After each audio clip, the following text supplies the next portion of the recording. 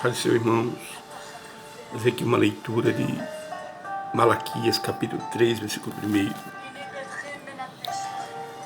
E eis que envio meu anjo, que preparar um caminho diante de mim, e de repente virá ao seu templo o Senhor, a quem vós buscai, o anjo do concerto, a quem vós desejais.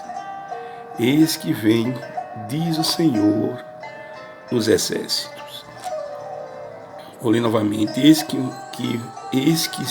envio meu anjo, seja mensageiro, que preparar um caminho diante de mim, e de repente virá ao seu templo o Senhor, a quem vos buscai, o anjo do concerto, a quem vós desejais. Eis que vem, diz o Senhor dos exércitos. Amém. Glória a Deus. Irmãos, esse estudo aqui é escatológico.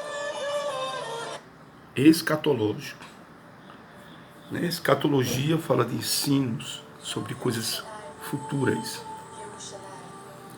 A profecia aqui em Malaquias é que virá um profeta, que aparece em Isaías 41,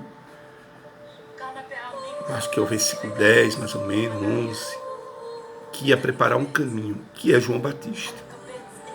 E Lucas capítulo 1, versículo 17, diz que João Batista teria a mesma missão, a mesma capacitação pelo Espírito Santo ia dar a ele, a mesma capacitação que deu a Elias, principalmente nas mensagens,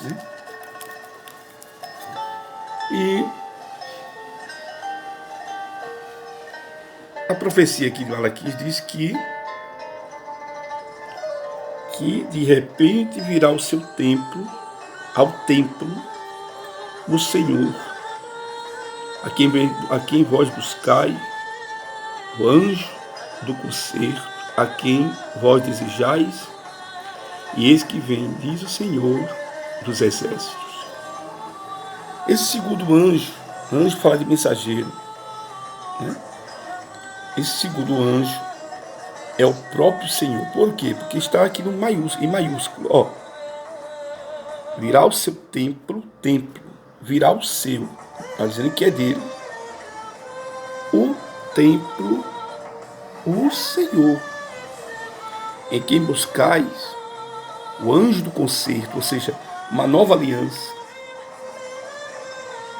E Malaquias aqui, inclusive o nome Malaquias quer dizer mensageiro.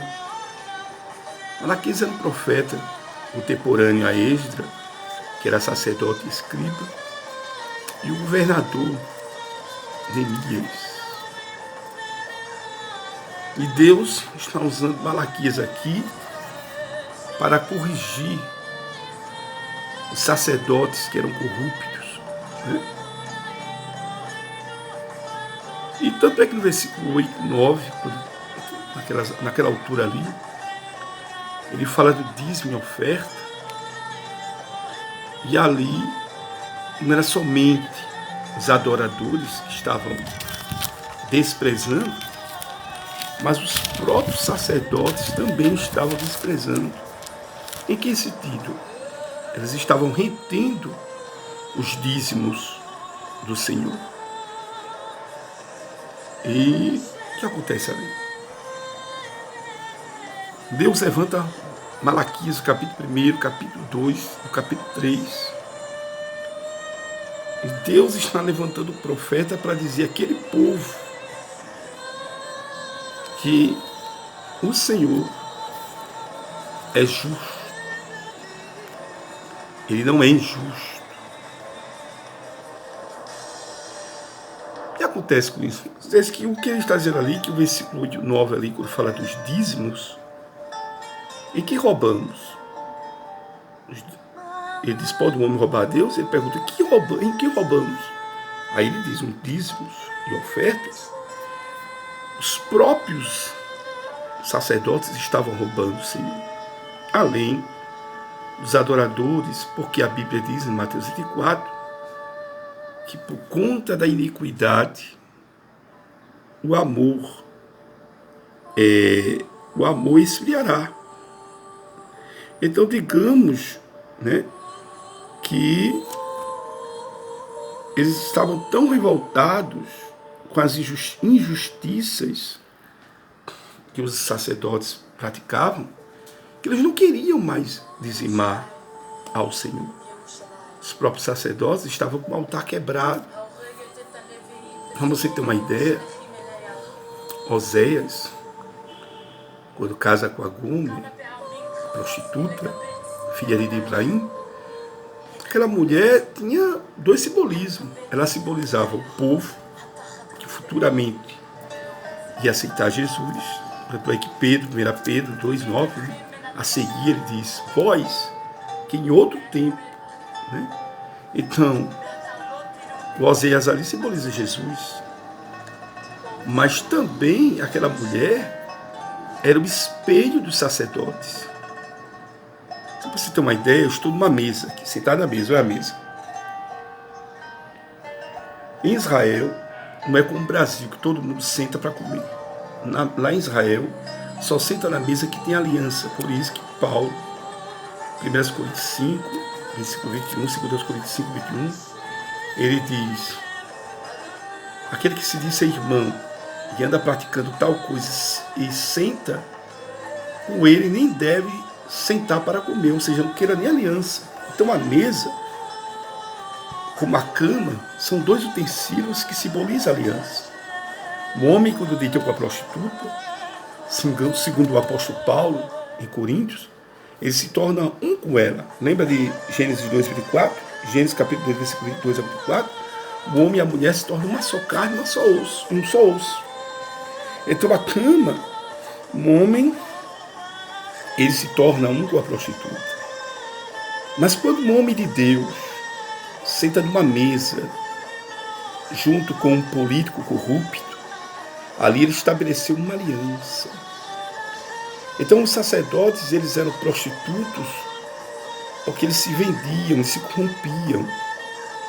Eles eram adúlteros porque trocaram Deus por deuses. E Deus levantou Oséias. E Oséias ali era um protesto. Quando eles apontavam o dedo e diziam: lá vai o profeta com a prostituta, porque é um prostituto, Deus olhava para o sacerdote e dizia: pois é, vocês são o espelho dessa mulher. Então, os sacerdotes estavam tendo dificuldade na ordem moral, ordem ética. Inclusive em Ezequiel 8 ele vê coisas que Jeremias não poderia ver, senão Jeremias chorava. Haja visto, Jeremias fez lamentações porque viu Jerusalém destruída. Mas Ezequiel viu o interior e viu o lado espiritual da coisa. E ambos eram filhos de sacerdote. Ezequiel era filho de Buzi, Jeremias era filho de Ilquias, o próprio João Batista era filho de Zacarias. Então os sacerdotes estavam tendo problema. E no tempo de Malaquias não era diferente. Então o profeta surge dizendo que havia alguém para trazer justiça.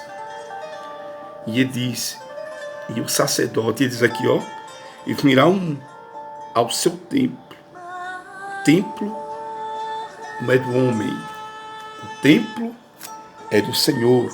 E ele diz mais: a quem vos buscai o anjo do concerto, a quem vós desejais, eis quem vem, diz o Senhor dos exércitos. Para você entender que o dízimo é do Senhor, Jesus em Mateus 23, em momento algum, ele reprova dizimar. Ele fala que os fariseus não cumprem a outra lei, que é a lei do amor. Mas em Hebreus capítulo 7, versículo 8 está escrito: os dízimos eram dados a homens mortais, mas agora aquele que se declara que vive. Porque Jesus é o sumo sacerdote. Como diz o próprio Melquisedeque, capítulo 14, versículo 21 de Gênesis, Hebreus 7, mostra o que houve lá em Gênesis, lá em Hebreus capítulo 2, 17, aliás, Hebreus 2, versículo 14, Hebreus capítulo 3, versículo 1, Hebreus capítulo 4, versículo 14, 15, Hebreus capítulo 5, versículo 5, 6, 10, Hebreus capítulo 6, versículo 19, 20, Hebreus capítulo 8, versículo 1, Hebreus capítulo 10, versículo 21, diz que Jesus é o sumo sacerdote. Zacarias 6,13, e o sacerdote e o rei seria levantado para edificar o templo. Depois eu falo mais uma vez sobre esse assunto, que é um assunto escatológico. Fique na paz, em nome de Jesus. Nunca esqueça, Jesus é o sumo sacerdote. Fique na paz.